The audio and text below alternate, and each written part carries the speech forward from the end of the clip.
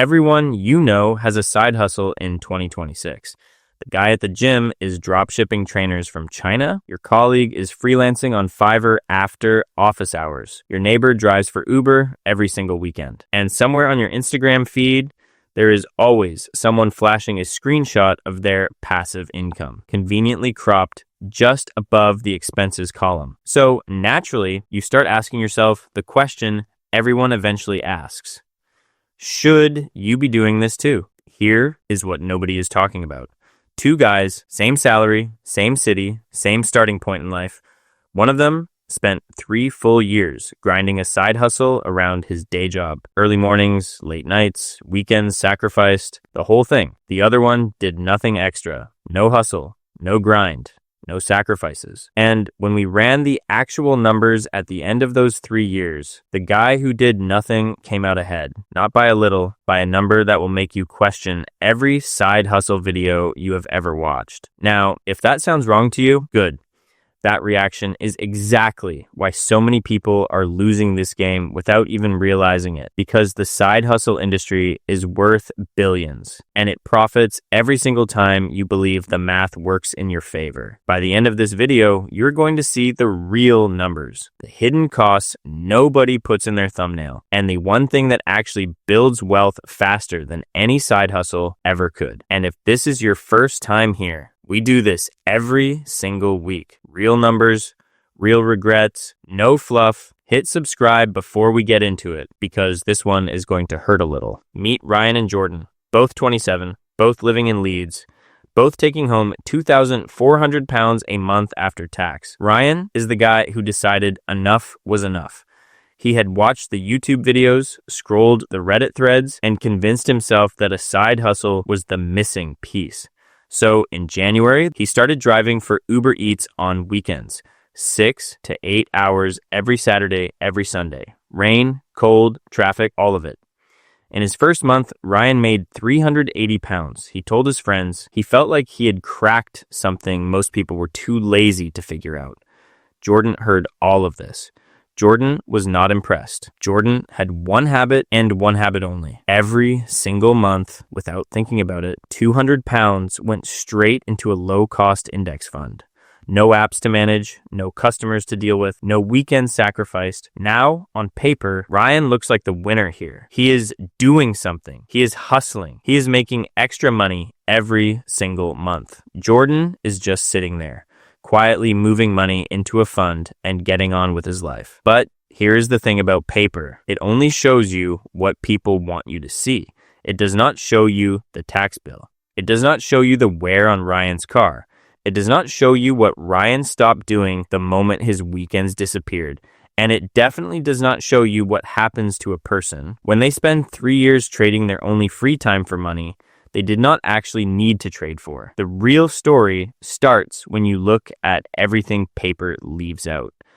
And that is exactly what we are going to do. By month 6, Ryan was earning an average of £340 a month from Uber Eats. Slightly less than his first month, because the novelty had worn off, the hours felt longer, and he had started skipping the odd Sunday. Here is what his numbers actually looked like. Gross earnings, £340. Fuel costs, £80. Car wear and maintenance, average monthly, £45.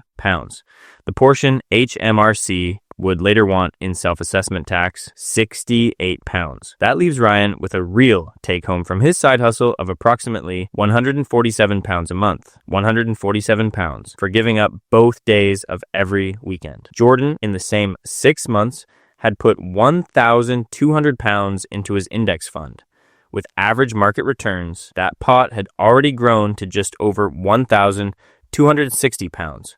Jordan had spent 0 extra hours working, 0 weekends gone, 0 tax forms to fill. Now here is where it gets interesting. And this is the part most side hustle videos will never show you. Ryan was not just losing money to expenses and tax. Ryan was losing something that cannot be put on a spreadsheet as easily. He had stopped going to the gym regularly. He had canceled 2 short trips he had planned. He had started ordering more takeaways during the week because he was too tired to cook after long shifts. Studies suggest that lifestyle compensation costs, the extra spending people do to reward themselves for overworking, average between 150 pounds and 300 pounds a month for gig workers in the UK. Ryan was spending an estimated 180 pounds a month just making himself feel better about the weekends he was no longer enjoying. Stay with this, because in the next chapter, the gap between these two men gets much wider. By the end of year 2, the picture had changed completely. Ryan had earned a total of approximately 8,160 pounds in gross side hustle income over 24 months. That sounds significant. Until you subtract everything the gross number was hiding. Fuel and running costs over 2 years, 3,000 pounds. Self-assessment tax across both years, 1,632 pounds. Lifestyle compensation spending, 4,320 pounds. That is eating out more. Impulse purchases.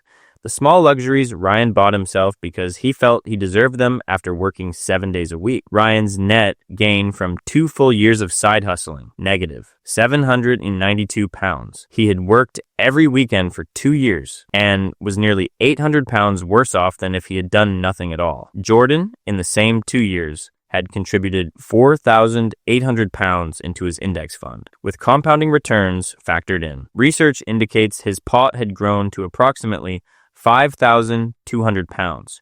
Jordan had not worked a single extra hour. Jordan's weekends were still his own. Now, here's the question nobody in the side hustle space wants you to ask. What did Ryan actually sell over those 2 years? He sold 416 hours of his life. Every single Saturday and Sunday gone. And the return on those hours was negative. This is the trap, and it is not unique to Ryan. Studies suggest that more than 60% of gig economy workers in the UK earn below minimum wage once all real costs are deducted. The number looks good on the surface and costs everything underneath. The side hustle did not make Ryan poorer because he was lazy. It made him poorer because nobody showed him the full equation before he started. By the end of year 3, Jordan had 8,100 pounds in his index fund. Ryan had negative something pounds, a car that needed new brake pads, and a Sunday routine he could barely remember. But here is where the story shifts, because Ryan eventually stopped. Not because he gave up, but because he finally ran his own numbers. And what he saw made him sit down for a long time. Ryan did not need more income. Ryan needed his income to work harder. And the moment he redirected that same 200 pounds a month Jordan had been investing into the same index fund, the compounding started working for him too. Within 12 months of stopping the side hustle, Ryan's stress levels dropped, his sleep improved, his weekend spending normalized, and his investment pot, starting late, was growing at the same rate Jordan's always had been. So the difference between them was not intelligence. It was not work ethic. Ryan had more work ethic than almost anyone. The difference was information. Jordan had seen the full equation early. Ryan had only seen the gross number on the side hustle app, and nobody had shown him what sat beneath it. Here's what the data actually says. Research indicates that a 200-pound monthly investment into a broad market index fund held over 25 years at historical average returns grows to approximately 170,000 pounds. No second job, no weekend shifts, no tax forms, no car depreciation, no lifestyle compensation spiral. One habit, consistent, quiet, boring, and catastrophically more effective than grinding your weekends away for a net negative return. The side hustle is not always the answer. Sometimes the answer was already inside your salary, and you just needed someone to show you the maths. Let us put the full picture on the table. Ryan, 3 years of weekend gig work. Here is every number. Gross earnings, 12,240 pounds. Fuel and vehicle costs, 4,500 pounds. Self-assessment tax, 2,448 pounds. Lifestyle compensation spending, 6,480 pounds. Total real cost of side hustling, 1,188 pounds in the negative. Ryan spent 3 years working 7 days a week and finished 1,188 pounds worse off than the day he started. Now Jordan, 3 years of doing nothing extra. Here is every number. Monthly contribution, 200 pounds. Total contributed, 7,200 pounds. Estimated portfolio value at end of year 3 with compounding, approximately 8,100 pounds. Net gain above contributions, 900 pounds. Hours of free time sacrificed, 0. The gap between these two men after 3 years is not just financial. It is 9,288 pounds when you stack Ryan's losses against Jordan's gains. It is 624 weekend hours Ryan will never get back. It is the trips not taken, the rest not had, the version of himself Ryan sold, for a gross number that looked good on an app. And here is the part that should concern you most. Ryan is not unusual. Research indicates that the majority of people who start gig-based side hustles in the UK never calculate their real hourly rate. They see the deposit hit their account and they stop the maths right there. The side hustle industry knows this. It counts on this. Every course sold, every YouTube video monetized, every app taking its 15% commission runs on the assumption that you will keep looking at the gross and never dig deeper. You just dug deeper, and now you cannot unsee it. So is a side hustle worth it in 2026? The honest answer, it depends entirely on which side hustle and whether you have run the real numbers before you start. Gig work, delivery driving, task-based apps, the research is clear. Once tax, costs, and lifestyle compensation are factored in, most people are working for less than minimum wage. Some are working for nothing. Some, like Ryan, are paying for the privilege. But a side hustle that builds an asset, a skill, an audience, a product, something that compounds over time rather than paying you once per hour, that is a different equation entirely. And that is a video for another day.